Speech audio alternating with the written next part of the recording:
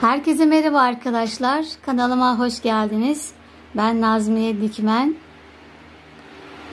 Bugün yine sizlerle yazlık kağıt ipten motifli bir çanta yapacağız. Motifli olması da örmesi kolay oluyor arkadaşlar. Büyük çantayı örmek biraz tek parça örülüğünde biraz yorucu oluyor. Motifli de gayet kolay oldu. Size tavsiye ederim. Motifleri örüp daha sonra birleştireceğiz. Şu şekilde. Şimdi ben motiflerimi hazırladım. Bir taneyi bıraktım. Bunu da beraber öreceğiz. İplerimiz dediğim gibi kağıt ipten yapacağız. Renkler size kalmış. Renk tercihi. Krem üzerine mavi, turuncu gibi, pembe gibi çok farklı renklerle de zevkinize göre çalışabilirsiniz. Ben bugün bunları çalıştım. İplerimiz dediğim gibi kağıt ip gerekli. 100'er gram alsanız yeterli. Artar bile. Sap olarak bu şekilde ahşaptan siyah sap kullanacağım. İsterseniz yuvarlak da alabilirsiniz veya farklı saplar da olabilir. İlla ki bu şekilde değil. Çok daha çeşitli saplar bulunmakta. Deriden de var. Eğer bulamıyorsanız da bu şekilde kendiniz de örebilirsiniz arkadaşlar. Örerek de yapabilirsiniz. Bunda sadece anlatımını yapacağım. Şunları da eski çantamdan söktüm. Kullanmadığım bir çantadan. Bunlar yine satılıyor, şu demir parçaları. Yuvarlak olarak da var. Daha küçüğü var. Tercihler size kalmış. İmkanlar, elinizde hangi imkanlar varsa bunları değerlendirebilirsiniz. Malzemelerimizi Hobimon'dan bulabilirsiniz. Yalnızca sapı ben Hobimon'dan bulamadım. Başka bir yerden, toptancıdan aldım. Belki gelmiştir Hobimon'a, bilemiyorum. Araştırmak lazım.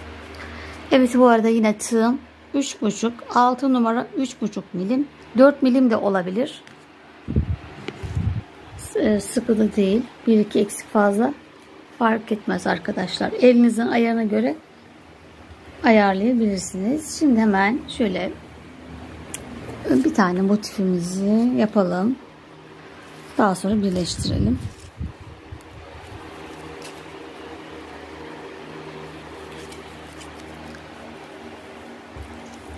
Önce bir 5 tane zincir çekelim. Şu şekilde ipimi sabitledim. 5 tane zincir çekiyorum. 1 2 3 4 5. İlk baştakine batarak birleştirdim. Şimdi bunun içerisine bir zincir çekiyorum ve içerisine 7 tane sık iğne yapıyorum. 1 2 3. Bu arada kağıt ip örerken gayet rahat örün. Kendinizi kasmadan. Kasarsanız hem sıkış örmeye çalışmış gibi olur. Kolunuz ağrır, beliniz ağrır. Kasılırsınız yani. 3 4 5 6 7. Şu aradaki zinciri 3 ile çekebilirsiniz. Ben unuttum herhalde. Bayağı ben bunları öreli, bu motifleri öreli bir ayı geçti. Sap beklediğim için kalmıştı. Aradakine 3 zincir çekerseniz daha kapalı durur şu şekil. Şimdi benimki böyle oldu. Evet, ilk sık iğnemize batarak ilmek kaydıralım.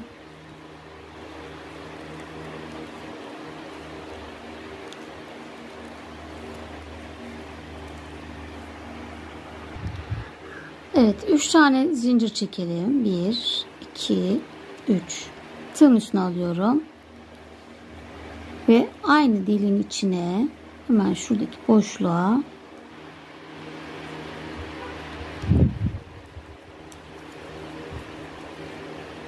ikili trabzan. 1, 2 defa da çıktım. Evet, 2 tane zincir çekiyoruz. Bu arada rahat çalışalım. Elimizi kasmadan, sıkı örmeden. Tığın üstüne aldım. Sıradaki ilmeğimin içine ikili trabzan yapıyorum. Tekrar tığın üstüne aldım. Aynı ilmeğin içine tekrar ikili trabzan. 2 zincir. Tekrar tığın üstüne aldım. Sıradaki ilmeğimin içine yine ikili trabzan. Tekrar aynı ilmeğin içine ikili trabzan. Sıra sonuna kadar tekrar yapıyoruz. 2 zincir. Sıradaki ilmeğimin içine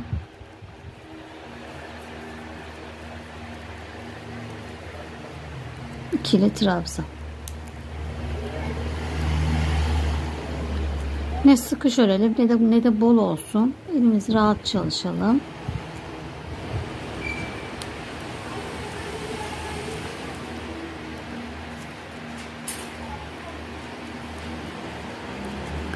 İki zincir. Sıradaki ilmeğimize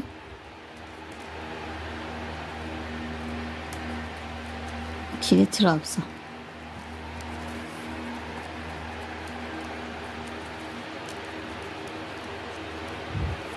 İki zincir. Sıradaki boşluğa ikili trabzan. Kaç tane olmuş? 2, 4, 6, 7, 8. yapacağız. 2 zincir ve son trabzanları yapıyoruz.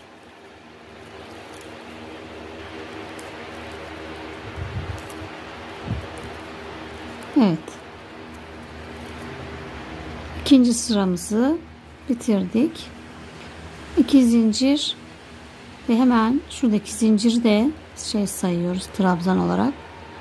Ve onu tepesine batarak ilmek kaydırıyoruz. Ve ikinci sıramızı tamamladık. Toplam 8 tane olacak.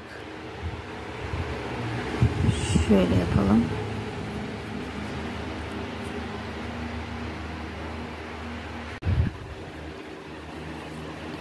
İkinci sırayı bitirdik. Üçüncü sıradayız. Tığın üstüne, pardon, oraya önce bir sık iğne ile başlıyoruz. Bir sık iğne. Tığın üstüne aldım. İkili trabzan. Tekrar tığın üstüne aldım. 1, 2, 3 defa da çıktım. 2 zincir. 2 zincir çektik. Yine tığın üstüne aldım. Batıp çıkıyoruz. 1, 2, 3 defa da çıktım. İkinciyi normal trabzan yaptım.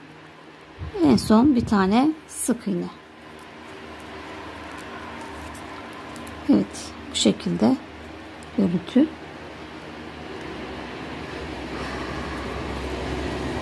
Tekrar yanındakine bir sık iğne, ikili trabzan, yine ikili trabzan ama 3 defa da çıkıyoruz. 1, 2, 3. 3 defa da çıktık. 2 zincir. Tekrar 1, 2, 3 defa da çıktım. Yine bir tane ikili trabzan, bir sık iğne.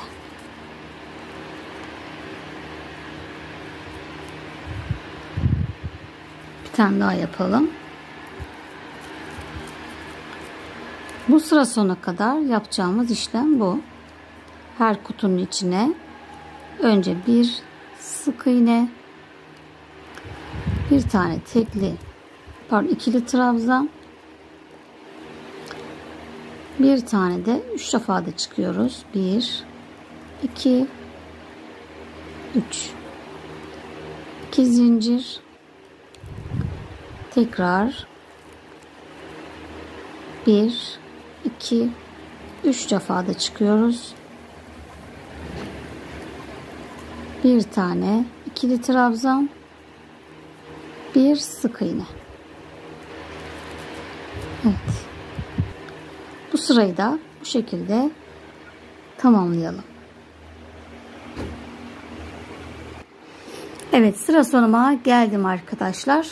Ve yine bunlar 8 tane olacak. 1, 2, 3, 4, 5, 6, 7, 8 kutumuz vardı. 8 de yaptık. Şimdi burada siyaha geçeceğiz. Ben ipimi koparmak istemiyorum. O yüzden buradan şuraya kadar ilmek kaydıracağım. Burada kalmıştık. Şuradan başlayıp yukarıya doğru çıkacağım. İlmek kaydırıyorum.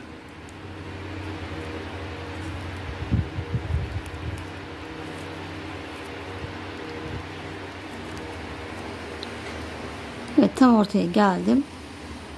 Burada bir zincirle ipimi bekleteceğim. Burada dursun. Şimdi siyahla devam edeceğiz.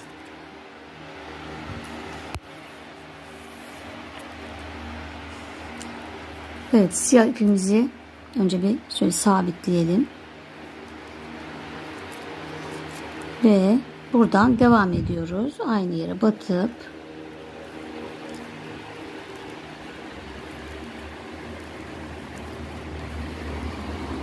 battık, bir sık iğne yaptık.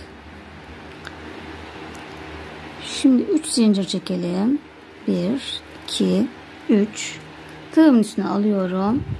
Yine karşıya yine 3 defa da çıkacağım. 1 2 3 tekrar tığımın üstüne aldım. 3 kere de çıkalım. 1 2 3 2 zincir, tekrar tığımızın üstüne aldık. Aynı boşluğa yine 3 defa da çıkalım. 1 2 3 tığımın üstüne aldım. Bir daha 2 3 2 zincir, tekrar aynı boşluğa 1 2 3 kere de çıktım. Tekrar 1 2 ve 3. Evet, 3 kere de çıktım arkadaşlar. Bu şekilde örneğimizi yaptık.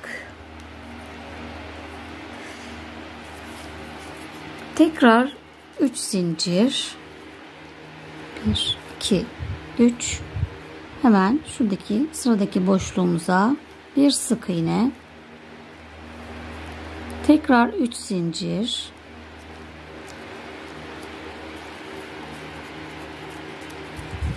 tığım üstüne aldım. Sıradaki boşluğumuza yine 3 defa da çıkıyoruz. 3 tane yapacağız trabzan.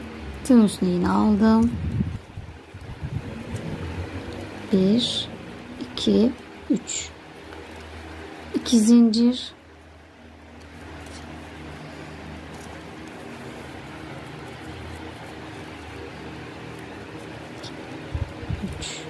tığımın üstüne alıyorum. 1 2 3 2 zincir, Yine aynı yere.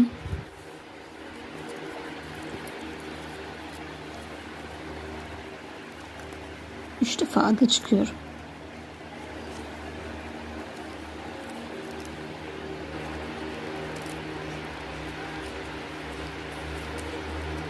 Evet, köşelerimiz oluşmaya başladı. Bunlar bizim köşelerimiz. 4 tane bundan olacak. Aralar, sık iğne, 3 zincir, boşluğa bir sık iğne, 3 zincir, tığımızı alıp tekrar köşemi yapıyorum.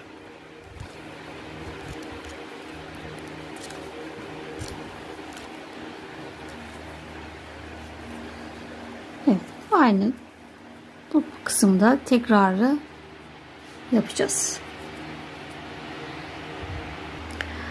Evet, sıra sonuma geldim. Başladığımız noktaya geldik. En son 3 zincir çekip bitirdim.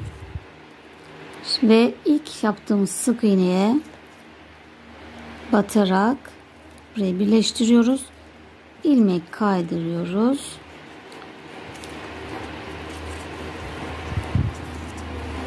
Bir zincir çekip bekleteceğim bunu. Yine ipi koparmıyorum. İsteyen koparabilir. Zor geliyorsa bunu arkada bekletiyoruz. Şöyle. Daha sonra yukarıya çıkıp son işlemimizi yapacağız. Şimdi buradan kremden devam ediyorum. Arkaya aldım.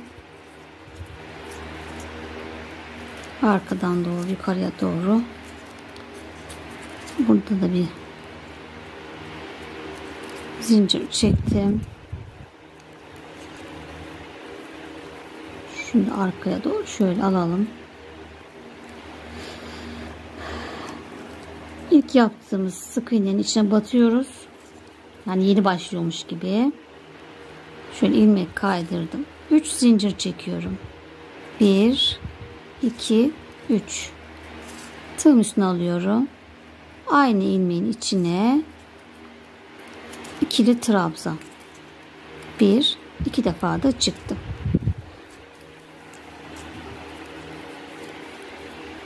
Tekrar tığım üstüne aldım. Şimdi kutunun içine 3 tane ikili trabzan yapıyoruz. 1 2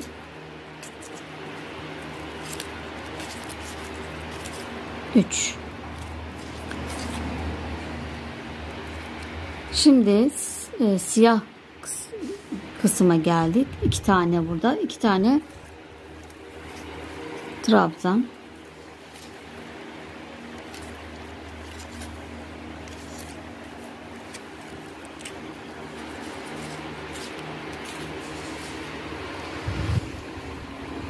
Evet, tekrar tığımı aldım. Şimdi boşluğa 2 tane ikili trabzan.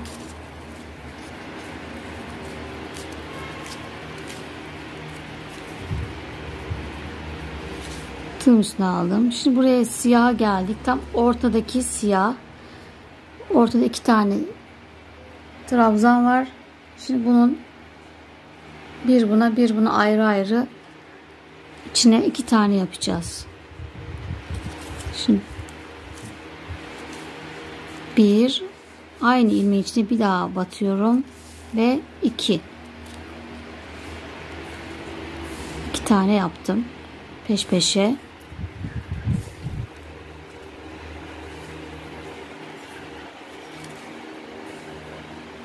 Şimdi 2 zincir, tığım üstüne aldım. Yine bu sefer yanındaki ilmeğin içine batıyoruz. Yine 2 tane ikili trabzan. Evet, köşemizi oluşturmuş olduk. Şöyle bir daha yakından bakın. 3 tane boşluğa 3, siyah kısmın üstüne 2 tane, boşluğa 2 tane, siyahın üstüne 2 tane, 2 zincir, yanındaki ilmeğin içine de yine 2 tane yaparak şu şekilde köşemizi oluşturduk. Şimdi yine 2 2 3 devam edeceğiz. Boşluğa 2 tane trabzan,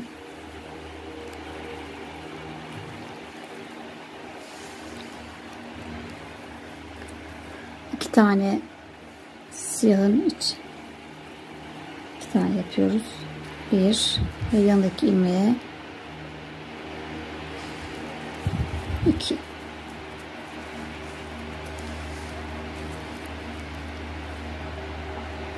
Şimdi boşluğa geldik. Boşluğa 3 tane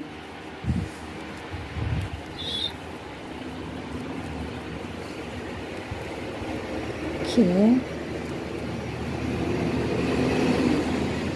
3. Şimdi sık iğnenin içine de bir tane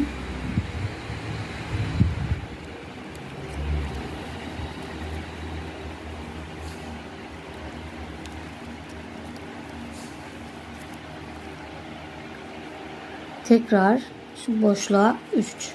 Boşlukların içine 3 tane arkadaşlar.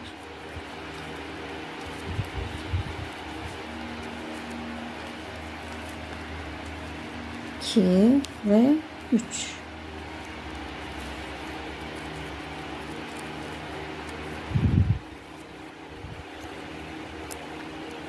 Boşluklara 3, ortaya 1.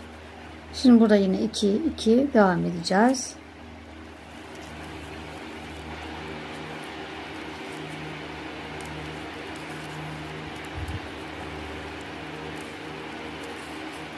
Tekrar boşluğa geldik. 2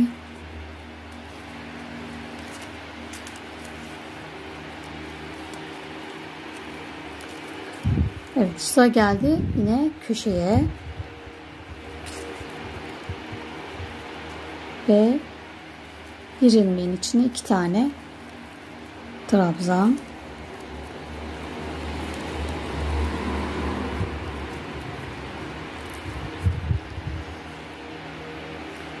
şimdi 2 zincir yanındaki ilmeğe yine 2 tane trabzan.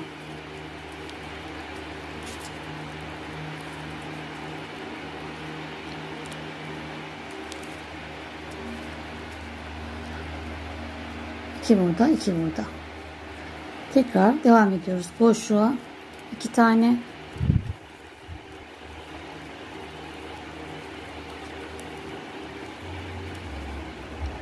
buraya da 2 tane.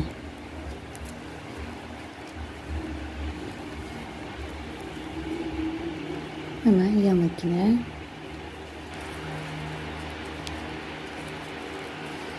evet, boşluğa geldik.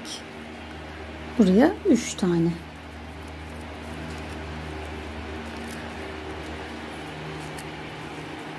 Ara boşluklardakilere 3 tane. Köşedeki boşluklara 2 tane. Evet, 3 tane yaptım. Şimdi sık iğnenin içine bir tane,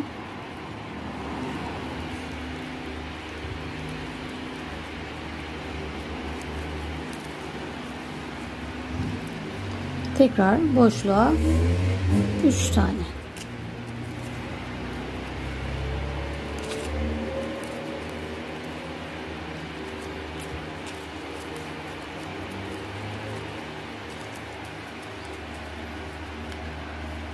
Evet, köşemizdeki çiçeğe geldik. Yine buraya, burada 2 tane var. 2 birer tane.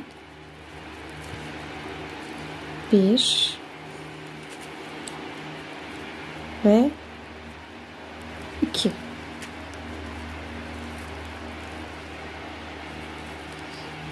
Tekrar boşluğa 2 tane.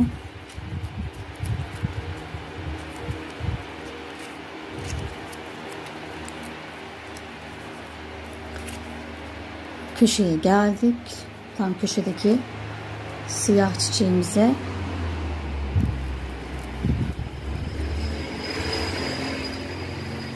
bir ilmeğin içine 2 tane Sadece köşede yapıyoruz bunu. 2 zincir,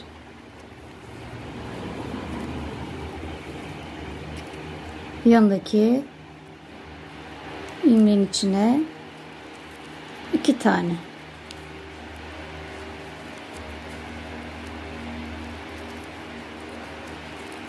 Ve köşemizi yapmış olduk. Tekrar boşluk, 2 tane,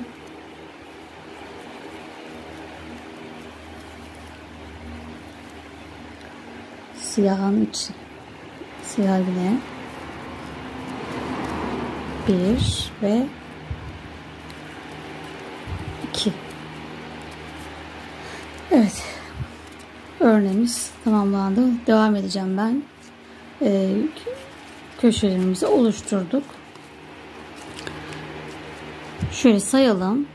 Sadece şu kısımda kaç ilmek var onu sayalım. 2, 4, 6, 8, 10, 12, 14, 16, 19 tane arkadaşlar. 19 ilmeğimiz var. Bakalım burası da 2, 4, 6, 8, 10, 12, 14, 16, 18, 19. Burası da 19. Her köşemiz 19 olacak. Şimdi devam edelim. Evet, sıra sonuma geldim arkadaşlar. En son 3 tane trabzan yaptım boşluğumuzun içine. Buradaki ipi de arada yürüttüm. Şimdi ilk yaptığımız, şurası ilk başladığımız yer. Buraya ikisini birleştireceğiz. Şöyle tığımı çıkardım ve arkadan ilk yaptığımız ilmeğe arkadan girip ipi bu tarafa çektim. İlmek kaydırdım. Yok, bir zincir çektim. Hatta 2 çekelim. Ve ipimizi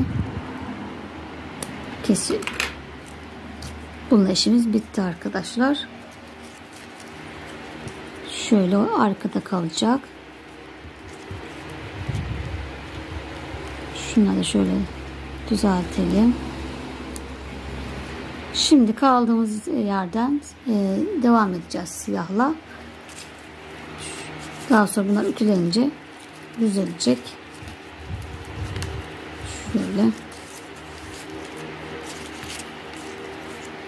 Şimdi nerede sıra başımız? Burada. Siyah ipimiz arkadaydı.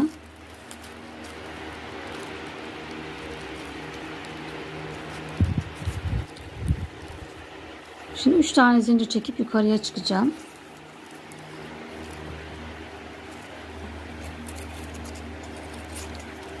Bir, 2, 3 zincir çektim, yukarıya çıktım ve hemen kaldığım yerden, aynı yerden sık iğne örüyorum. Bütün ilmeklerimize sık iğne öreceğiz. Şuradaki ipi de arada yürütüp saklayalım.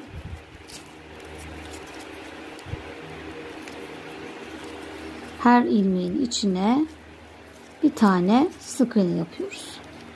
Köşeye geldiğimiz zaman sadece orada köşeyi dönmek için fazladan batacağız.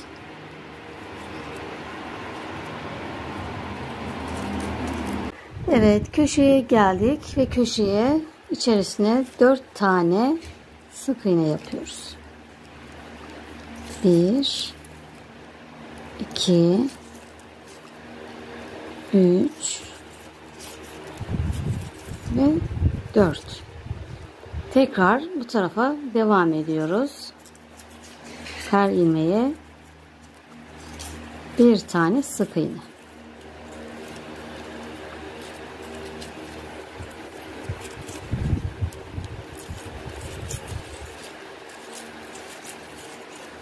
Evet, bu şekilde yapmaya devam edeceğiz. Köşelere 4 tane, buralara 1 tane.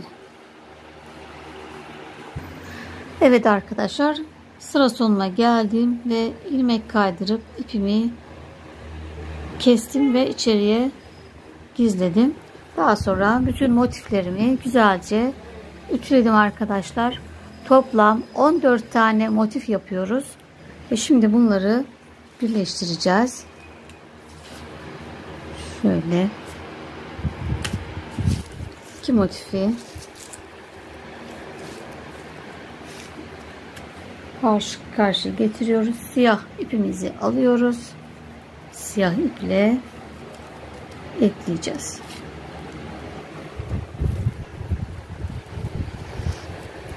Önce ipimizi şöyle bir sabitleyelim.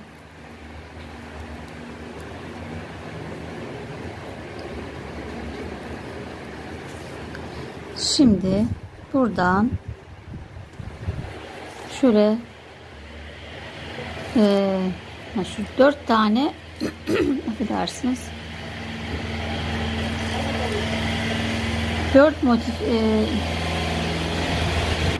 evet, sesten dikkatim dağıldı arkadaşlar. Burası çok işlek bir sokak. Evet, köşelerde 4 tane yapmıştık. Bunun ikisi, 2 bu taraf, 2 bu taraf ekleyeceğiz. 2 de bu tarafa gelen, karşıya gelen tarafa şeklinde eklemelerimizi yapacağız. Şimdi 2 taneyi seçiyorum ve arkadaki tek katlardan ekleyeceğiz. Şuradaki BLO'lardan ve ipimi içinden de geçiriyorum. Hemen karşısına gelen diğer motifimin de karşısında yine köşedeki 2 bu taraf 2 bu taraf olmak üzere bir ikinciden öndeki tek kattan yine girip şöyle bir ekledim. Şuradaki ip altta kalacak arkadaşlar. Şöyle yapalım. İp altta kalacak. Şöyle tuttuğumuzda bakın. Şöyle yapalım daha belli olsun.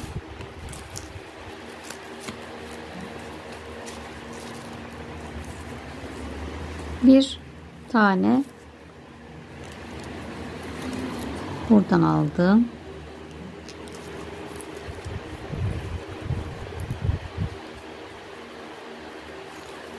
Bir diğer motifin öndekinden alttan giriyorum.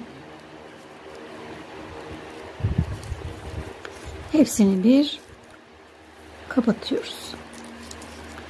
İpimi biraz uzun çekiyorum. Bakın uzattım. Gergin olmasın diye. Tekrar bir buradan karşıdakinden öndekinden alttan giriyorum. İp altta kalıyor. İpimiz. Şimdi üçünü bir kapattık. Biraz uzattım ipimi. Bir alttakinden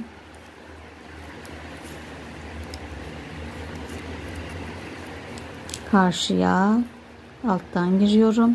Şu ip altta ve üçünü bir kapattım. Bu şekilde arkadaşlar. Biraz uzatıyorum. Flaşı açalım bakalım daha iyi görün diye. İpimi uzattım. Biraz hemen sıradaki ilmekten karşısındaki sıradakinden alttan girdim.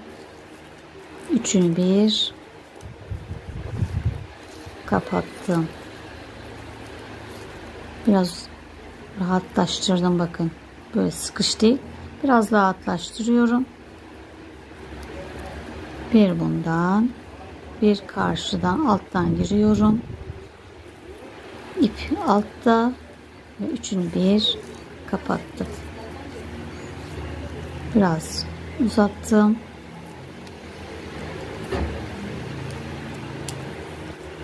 Alttan ve üçünü bir kapattım. Evet, bu şekilde eklemeye devam edeceğiz. İsterseniz bir krem rengini göstereyim size. Evet, daha belli olsun diye açık renkli yapalım. Şöyle bir ipi sabitliyoruz. Şimdi köşemizin iki tanesini, iki bu tarafta, şuradan ikinciyle başlıyorum. Alttakinden, alttaki tek kattan ipi yukarıya çekelim.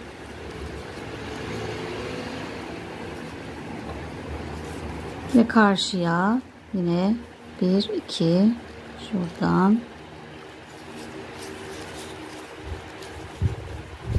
böyle başlıyoruz.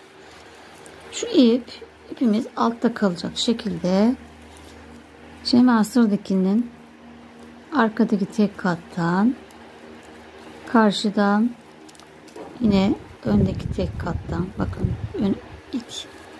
Şimdi bu üçünü bir kapattım. Biraz uzatıyorum rahat çalışmak için, gergin olmasın diye. Sıradaki ilmeğimi şöyle batmıyoruz da şu tek kata batıyoruz. Bu tarafa gelen aldım. Buradakini de altından giriyorum. Şimdi üçünü bir kapattım. Biraz uzattım. Tekrar karşıya, ipi altta kalacak. Şu ipimiz hep altta kalacak. Yoksa öremeyiz zaten. Anlarsınız. Şimdi bunların üçünü bir kapattık. Bir daha yapalım.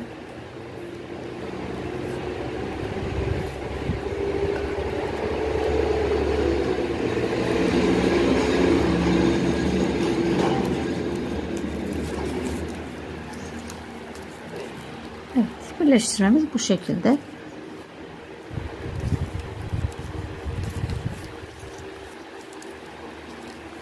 Bu üçünü kapatıyoruz. Gergin olmasın. Şunu biraz esneterek bu şekilde birleştireceğiz arkadaşlar. Daha sonra yine bir ütü yapacağız. İklem yerlerimiz de düzgün dursun diye. Evet, böyle devam edeceğiz.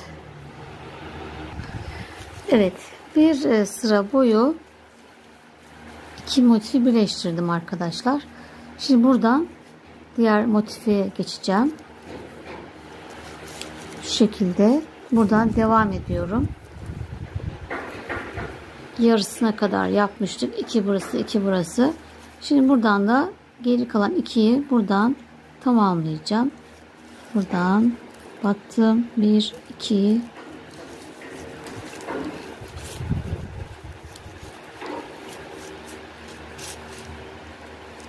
buradan hemen karşıya geçiyorum. 2 2 de buradan. Evet, birleştirdik. Tekrar normal devam ediyoruz. Bir buradan, bir karşıdan, sıradakinden,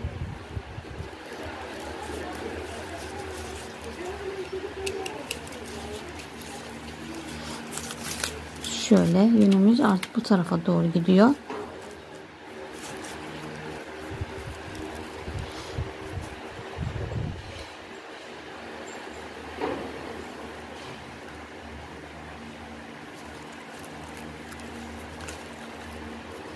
İpimizi araya alalım. Sıradaki şurası.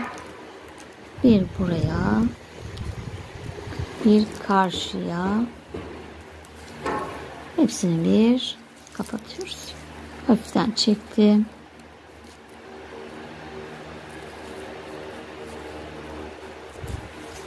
Bir karşı, üçünü bir kapattım. Bir burası, bir burası ve üçünü bir kapatıyoruz.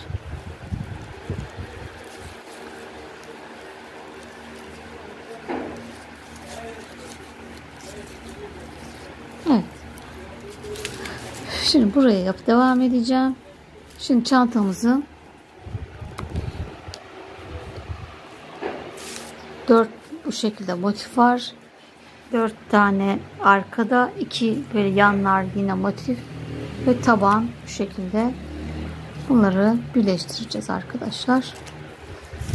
Şimdi ben burayı devam edince ne oluyor? Şimdi burayı ön yapmış olsak 4 şeklinde. Ön yüzü diyelim mesela. Burada bitirelim. Daha sonra buradan devam edelim. Bu şekilde motiflerimizi birleştireceğiz. Evet arkadaşlar, şimdi eklemeyi buradan başladım. Buradan geldim. Ve burada ipi koparmak istemiyorum. Normalde şurası var. Mesela bu dörtlü olacak. Arkaya da 4. 2 yanlar ve 2 de taban olacak şekilde ekleyeceğiz. Şimdi ipimi koparmak istemediğim için buradan yan parçaya, şurası mesela, burası yanı olacak. Buraya geçeceğim. Hemen kaldığım yerden devam ediyorum. Biraz esnetip ipimi hemen şöyle şu şekilde tutup buradan ikinciden alttan giriyorum.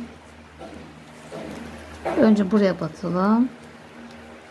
Sonra bunun altından şöyle ipimizi alta alalım.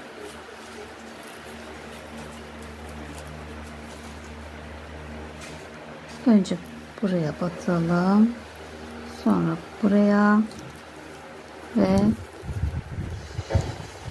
üçünü bir kapattık.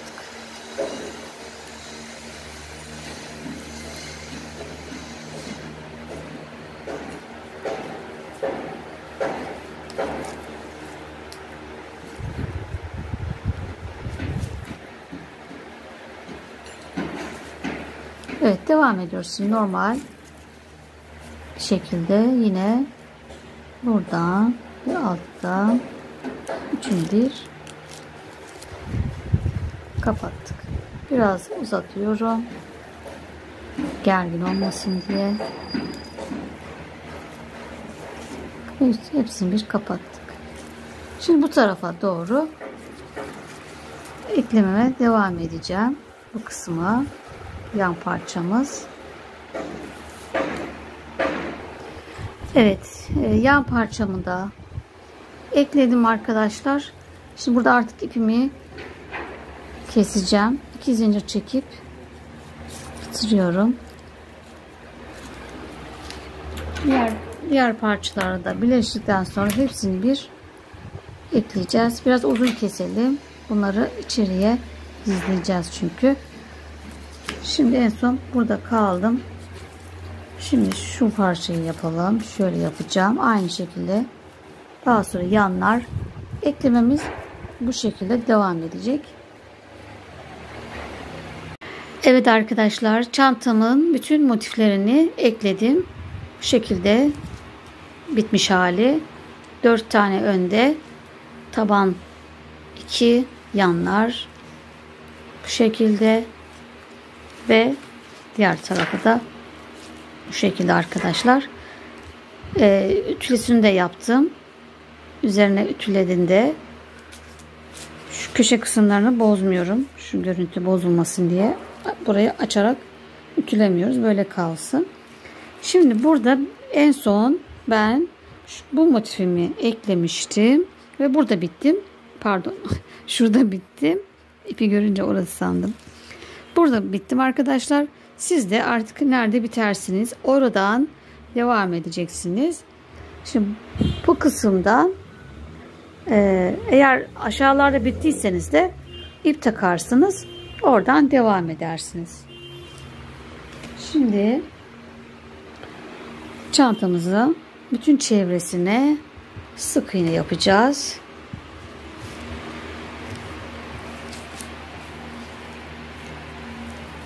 Kaldığım yerden devam ediyorum.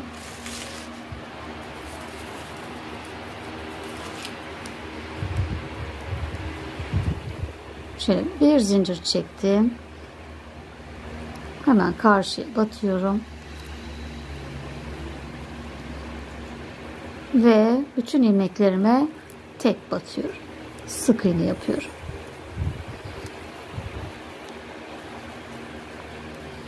Şu aralara geldi mi de içlerine ayarlayacağız. 1, 2, 3 tane mesela 1, şöyle 2. Ortaya da bakarız. Eğer kötü durarsa ortaya da batabiliriz. Artık gidişata göre oralara da sık iğnelerin sayısını belirleyeceğiz artık.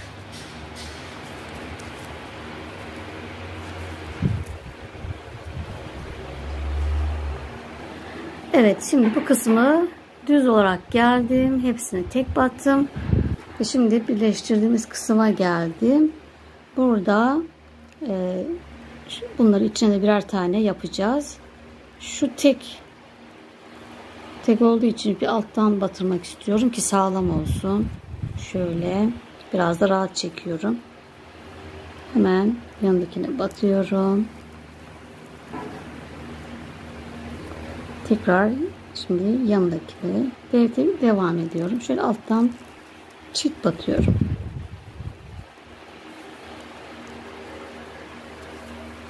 Evet, düz olmasına dikkat edin.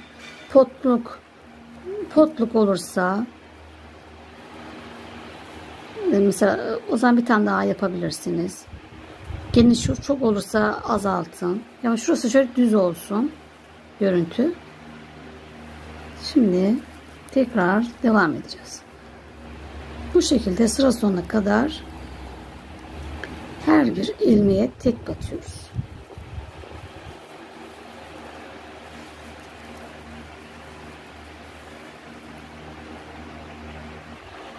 Evet arkadaşlar, şimdi şu köşeleri örerken sık iğne yaptığımızda bol da çeksem şöyle oluyor görüntü olarak. Aşağıya doğru, yukarıya doğru çıkıyor. Düz olmuyor. O yüzden bu 3 taneyi sahte trabzan olarak örüyorum ki daha yukarıya çıksın diye. Şurada beraber yapalım mesela.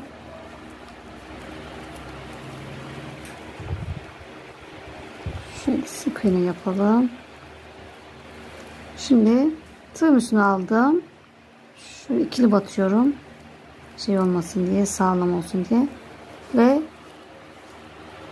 hepsini bir kapatıyorum. Uzatmış oluyorum biraz. Tekrar tığım üstüne aldım. Şu ortaya batıyorum.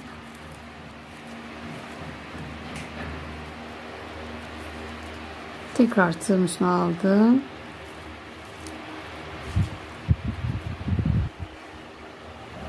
Evet, burayı şu köşe kısmını düz olması için sahte trabzan yaptım. Şimdi normal tekrar sık iğne ile devam ediyorum. Hep sık iğne yaptığımızda orada bir verev bir görüntü oluyor. Çirkin bir görüntü. Düz olmuyor. Bu şekilde yapmış oldum arkadaşlar. Diğer yaptığımızda böyle. Burayı sökmeye üşendim. Burası böyle kalsın. Siz daha düzgün yapın diye göstereyim dedim. Sadece şu 3 taneyi sahte trabzan yapacağız. Evet, çantamı toplam 3 sıra düz ördüm arkadaşlar.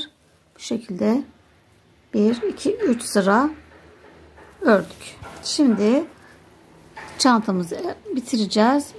Bitirmeden önce daha güzel dursun diye bu sıramızı ilmek kaydıracağız. Yani CC yapacağız. Batıp çekiyoruz. İçinden geçiriyoruz. Bilmeyenler için göstereyim. Batıp çekip içinden geçireceğiz. Daha güzel, daha böyle sağlam olsun diye, şurası açılmasın diye çantamızı CC ile bitiriyoruz. İlmek kaydırarak toparlıyoruz biraz. Bakın muntazam duruyor. Böyle cansız.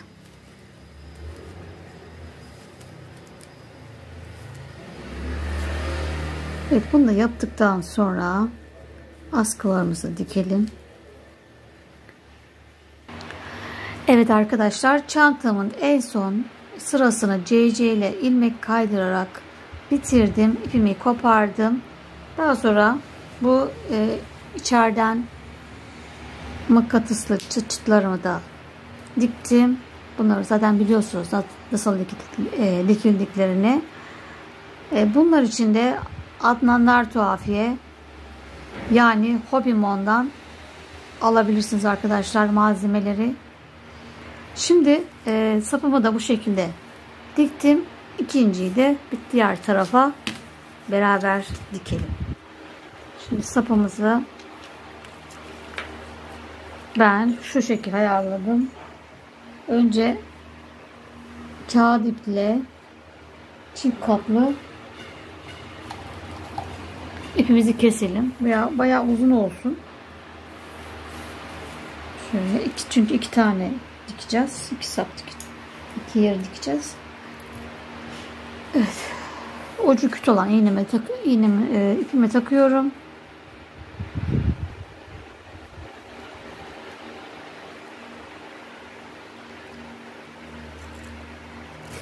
Evet, iki ucu birleştirip düğüm atacağız.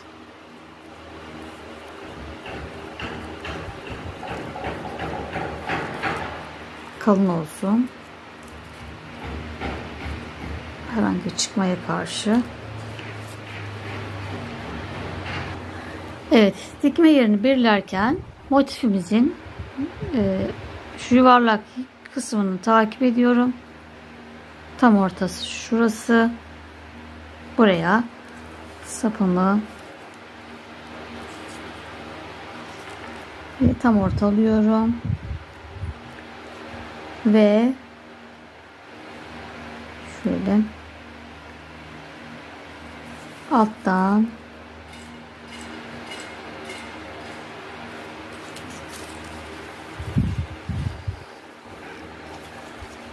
şu alttaki sıradan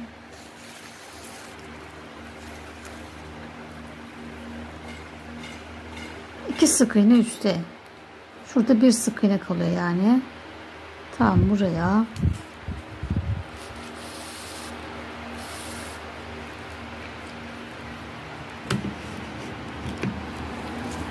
dikiyorum.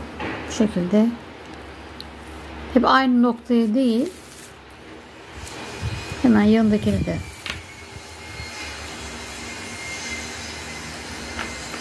şöyle tekrar yanındaki sık iğneye batıyorum.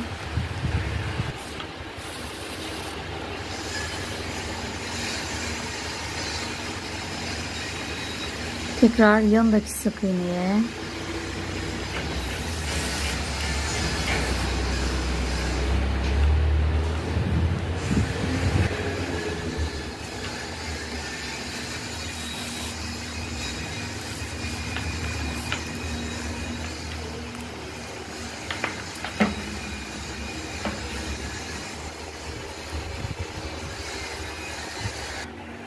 evet, şimdi bu tarafa doğru da ilerliyorum.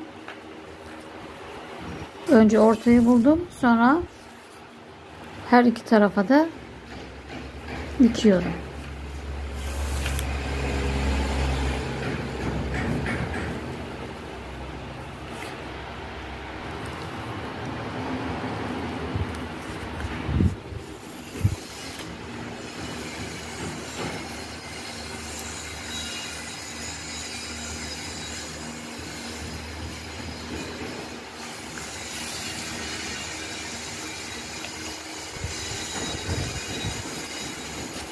Evet, bu şekilde düz bir şekilde diktim. Sadece bir noktadan değil. Şu boşluğu da doldurayım. Şurası boş kalmış. Böyle yapalım.